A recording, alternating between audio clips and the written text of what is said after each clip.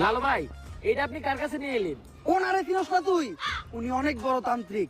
এই দেশে ওনার লক্ষ লক্ষ মুরিদ। উনি নতুন একটা বই লিখছে। বইয়ের নাম শয়তান ধরার গর্জন। যেই বই পইরা নতুন কইরা লাখ লাখ মানুষ তান্ত্রিক হইতাছে।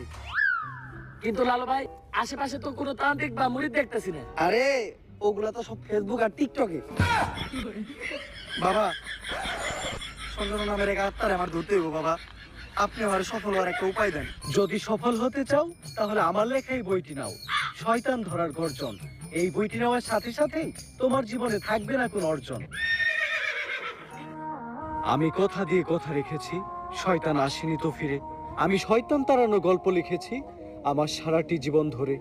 আমি অন্ধকারে মোমবাতি জ্বালিয়েছি, তবুও পাইনি ভূতের খোঁজ। আমি ভূতের অপেক্ষায় ছিলাম, ভূত নিজেই হয়েছিল নিখোঁজ। শয়তান ধরার গর্জন, পৃষ্ঠা নাম্বার চুদলিংপং। বাবা, এটা তো মন্ত্র না, ছন্দ কইলেন। মার্কেটে আপাতত ছন্দই চলে। বাবা, বইটা একটা আমারও লাগবে। দাম কত এটার? মাত্র 1000 টাকা। ইয়ে, 1000 টাকা দিলা কিনু? 1000 টাকা আপনি নিয়ে ভূতের ডাক দিলে ভূত নিজেই ফেলতে পড়বো। 1000 টাকা এই বইয়ের দাম। এই বইয়ের বিশেষত্ব কি? এই বইটা আমি আমার নিজ হাতে লিখেছি। দেহি আতেলে এত খারাপ। দেহি এই বইয়ের প্রথম পৃষ্ঠায় কি লেখা? মানুষকে ভোদাই বানানোর 100টি উপায়। 1000 টাকা দিয়ে 120 টার এই বইটি নেন আর ঠাস কইরা ভোদাই হয়ে যান।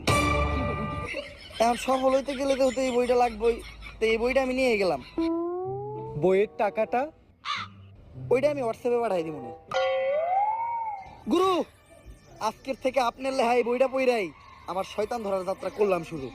শয়তান ধরার গর্জন, পৃষ্ঠা নাম্বার চুদলিংপং।